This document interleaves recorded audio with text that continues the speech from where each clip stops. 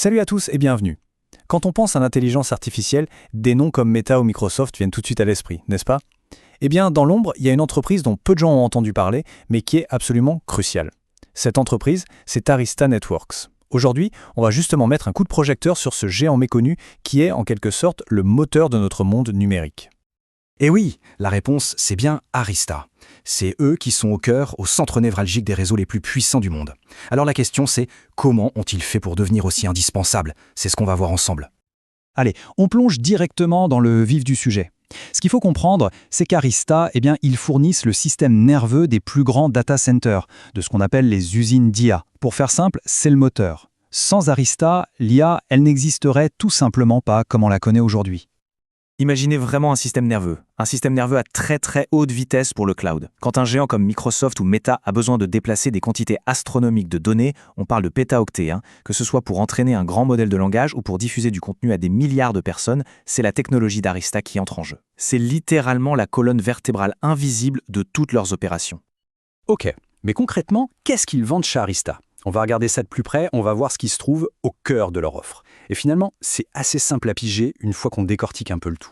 Alors oui, l'idée d'un distributeur de données intelligent, c'est exactement ça. Pensez à une simple multiprise que tout le monde a chez soi. Ça envoie le courant partout, sans distinction.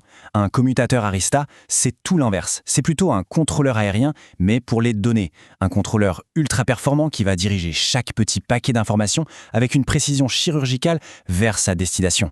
Et tout ça à des vitesses folles. C'est grâce à ça qu'on évite les embouteillages monstrueux sur les autoroutes de l'information dans un data center. Et maintenant, on arrive à la pépite, la fameuse sauce secrète d'Arista. Ça s'appelle EOS. C'est le cerveau, le logiciel qui pilote tout leur matériel et qui le rend si exceptionnel. Mais ce qui change absolument tout, son avantage ultime, c'est qu'on peut le mettre à jour sans jamais couper le réseau. Pour un client comme Meta, ça veut dire quoi?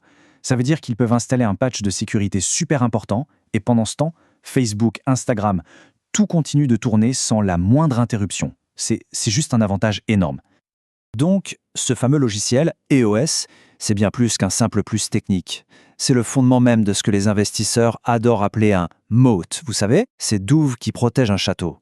Un avantage concurrentiel quasi imprenable. Voyons un peu comment ça marche. Alors concrètement, c'est quoi ce fameux moat d'Arista? Qu'est-ce qui fait que leur succès est si difficile à copier pour les concurrents? Pourquoi leur position est-elle si solide?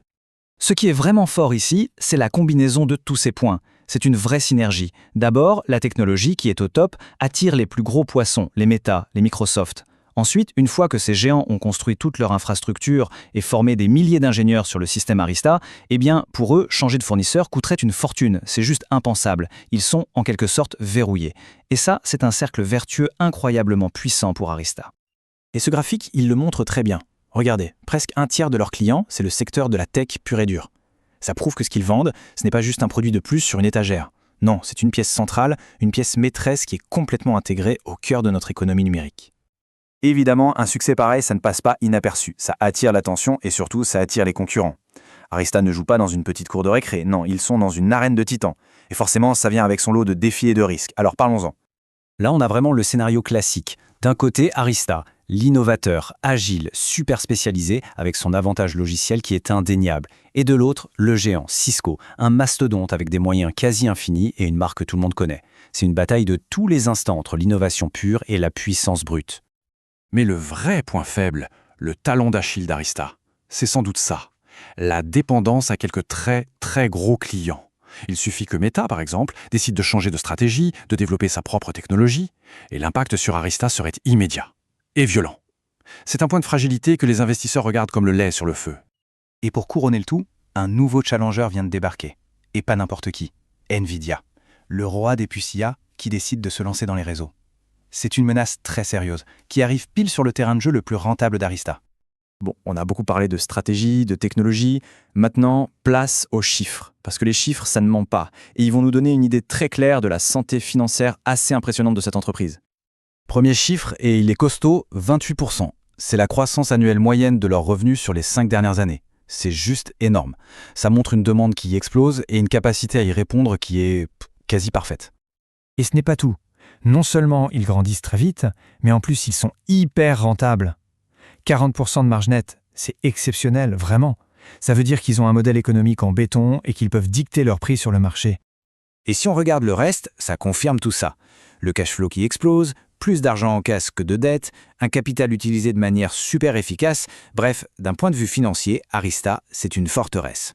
Alors, la question que certains se posent, comment est-ce qu'on évalue une telle entreprise? Bon, voici un exemple de calcul, une méthode simplifiée qu'on retrouve dans les analyses. On projette les bénéfices futurs, on applique un ratio que le marché juge raisonnable et on obtient une juste valeur théorique. Attention, c'est purement un exercice pour donner un ordre d'idée. Ce n'est absolument pas un conseil d'investissement. Et tout ça nous amène à la grande question.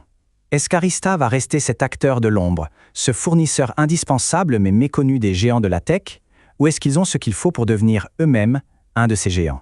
Ça, seul l'avenir nous le dira. Voilà, c'est tout pour cette analyse d'Arista Networks. J'espère que ça vous a plu. Si c'est le cas, pensez à laisser un petit j'aime et à vous abonner, ça aide énormément à soutenir la chaîne. Et n'hésitez pas à aller jeter un œil aux autres vidéos pour continuer à explorer le monde fascinant de la finance. Merci beaucoup et à très bientôt.